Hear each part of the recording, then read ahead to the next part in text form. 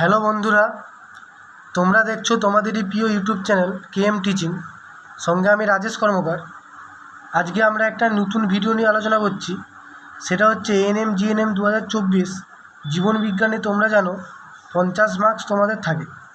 তো কিভাবে পড়াশোনা করলে এখানে 50-এর মধ্যে মিনিমাম 40+ মার্কস পাওয়া যাবে।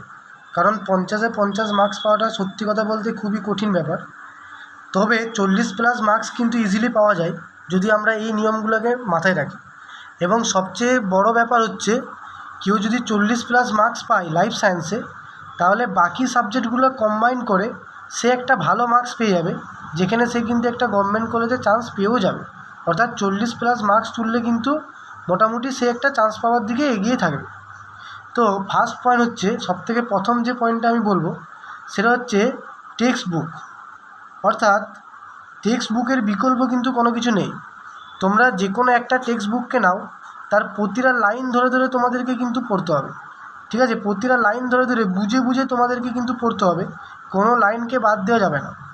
এবং তুমি যদি এইটুকুই করতে পারো, তাহলেই তোমার কিন্তু প্রায় 70% কমপ্লিট হয়ে যাবে। ঠিক আছে, যে কোনো একটা টেক্সট বইকে নাও, ভালোভাবে প্রতিটা লাইন ধরে ধরে পড়ো। এবং একটা টেক্সট বই ভালোভাবে পড়া হয়ে গেলে তুমি অন্য আরেকটা টেক্সট বই নিতে পারো এবং তুমি দেখতে পারো যে ওই টেক্সট বইতে এক্সট্রা কী আছে। যেইটুকু এক্সট্রা আছে সেইটুকু তুমি আগের টেক্সট বইতে লিখে নাও। অর্থাৎ ধরো তুমি সাদরা বইটা পড়ছো এবং সাদরা বইটা তোমার কমপ্লিট হয়ে গেছে, তাহলে তুমি আরেকটা বই প্রান্তিক নিলে। এরপরে তুমি দেখলে যে ওই প্রান্তিক বইতে সাদরা বইয়ের থেকে এক্সট্রা কী আছে, যেইটুকু এক্সট্রা আছে সেইটুকু তুমি সাদরা বইতে টুকে নাও। এইটুকু করলেই কিন্তু তোমাদের হয়ে যায়। নেক্সট 2 নম্বর পয়েন্টে বলবো, যে কোনো একটা সহায়িকা নাও। সহায়িকা দেখে দেখে মূলত যে শর্ট কোশ্চেনগুলো আছে সেই শর্ট কোশ্চেনগুলো তোমরা দেখো।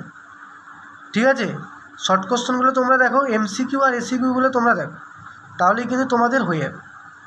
যদি তোমাদের এই দুটো কাজ হয়ে থাকে, তাহলে 3 নাম্বার পয়েন্টে আমরা যাব।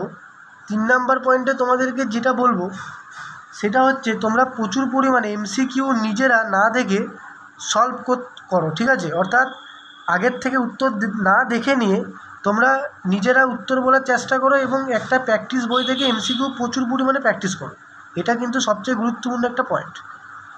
এবং 4 নাম্বার যে পয়েন্ট সেটা হচ্ছে যে, নিজেরা বাড়িতে বসে বারবার কী করো বলো তো, পরীক্ষা দাও। নিজেই এক্সামিনার হও, নিজের পরীক্ষা দাও। ঠিক আছে, বাড়িতে বসে কী করতে হবে, পরীক্ষা দিতে হবে। এবং সব শেষে এই 4টা পয়েন্ট হয়ে যাওয়ার পরে 5 নাম্বার পয়েন্ট হচ্ছে যে, তোমার আগের যে প্রিভিয়াস যে কোশ্চেনগুলো আছে, আমরা জানি এএনএম জিএনএমের যে প্রিভিয়াস যে কোশ্চেনগুলো আছে, আগের পরীক্ষার কোশ্চেনগুলো সলভ করো। আগের পরীক্ষার কোশ্চেনগুলো তোমরা সলভ করো। ঠিক আছে, তাহলে এই টোটাল 5খানা পয়েন্ট আছে। কী 5খানা পয়েন্ট বললাম? প্রথমে যে কোনো একটা টেক্সট বই পড়ো, এটা পুরোপুরি প্রতিটা লাইন কমপ্লিট হয়ে যাওয়ার পরে আরেকটা টেক্সট বই নাও, দেখো যে ওই টেক্সট বইতে এক্সট্রা কী আছে, যেইটুকু এক্সট্রা আছে সেইটুকু অংশ তুলে নাও। দ্বিতীয় হচ্ছে, যে কোনো একটা সহায়িকা দেখে দেখে শর্ট কোশ্চেনগুলো পড়ো এবং এমসিকিউ এসিকিউগুলো দেখো। 3 নাম্বার কথা হচ্ছে, এমসিকিউ এসিকিউ তোমরা প্রচুর পরিমাণে নিজেরা না দেখে সলভ করো। 4 নাম্বার হচ্ছে, বাড়িতে বসে নিজেই পরীক্ষা নাও, দেখো নিজেই কত পাচ্ছ।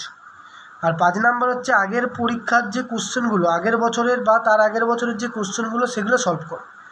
এইগুলো করলেই কিন্তু তোমাদের আউট অফ 50-এর মধ্যে 40+ মার্কস কিন্তু তোমাদের হয়েই যাবে, সেটা নিয়ে কোনো চাপ নেই। এবং লাইফ সায়েন্সে যদি কারো 40+ মার্কস হয়ে যায়, সে ওভারঅল, ঠিক আছে, ওভারঅল কিন্তু 70 থেকে 80 বা 65+ তো মার্কস পাবেই।